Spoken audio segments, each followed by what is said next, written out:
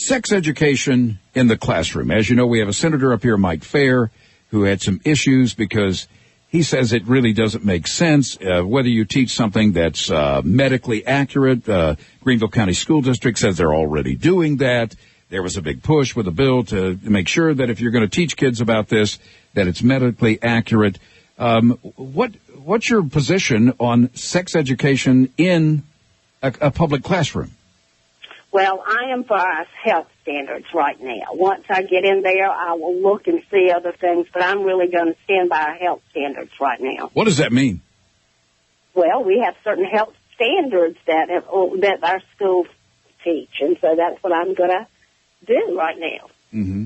So, and the parents are given options whether to go or not and attend these classes. I understand, but you do think then it is appropriate for kids to be taught about sex education in a public classroom. You do think that's appropriate? That is a parental option, sir. No, but I'm asking you. I'm asking your personal opinion. Do you think that is appropriate? Well, I'm going to say I'm a teacher.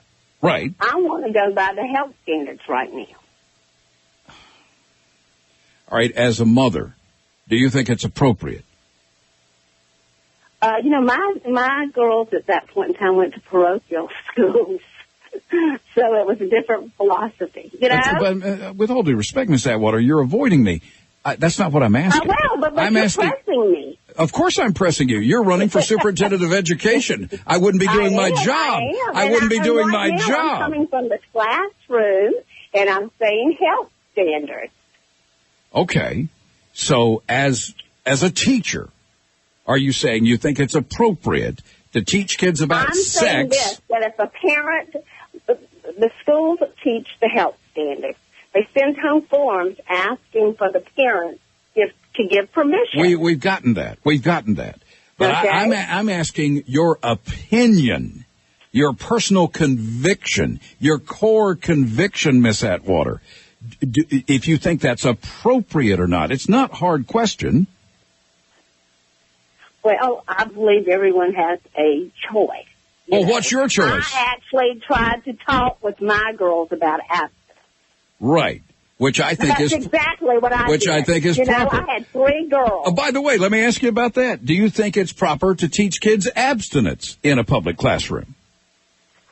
Abstinence in a public classroom? Yes, I do. I think that's one of our methods of birth control, don't you? Absolutely. Works every time it's tried. All right. Lastly, and then I got to go. Okay. What about this controversy that was raised in the debate with all you who are running? And I've read a couple of quotes, but I want you to explain this. Okay. As far as where we came from, evolution versus creationism. What's appropriate for the classroom? What's not appropriate? Again, I'm going to go back to what our science standards are. What are our science standards? Our science standards that's what we teach in our schools now. Oh, I know that. I just wonder if specifically you knew what they were, since you want to be Superintendent of Education. Well, I do, but I'm not going to go any further than that right now. Okay. Thank you, Miss Atwater. Good luck.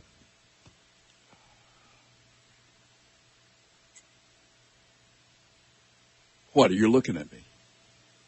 Was I out of line there in any way?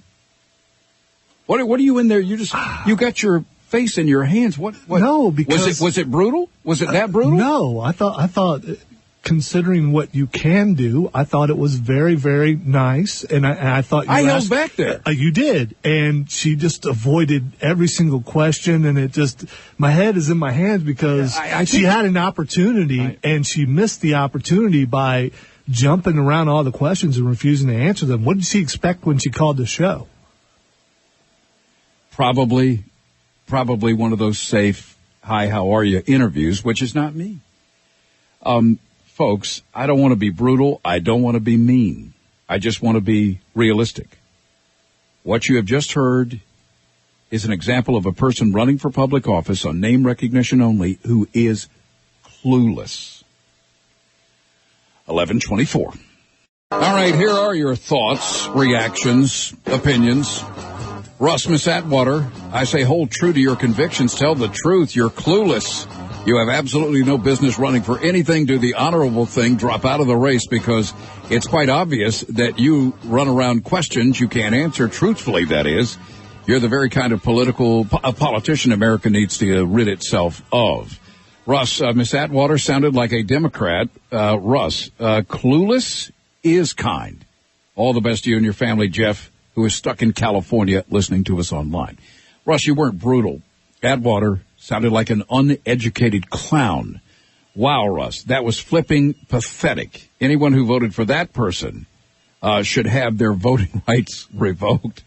Thank you, Russ, for exposing the truth. That was embarrassing for Atwater for a good reason. Exposure often equals embarrassment.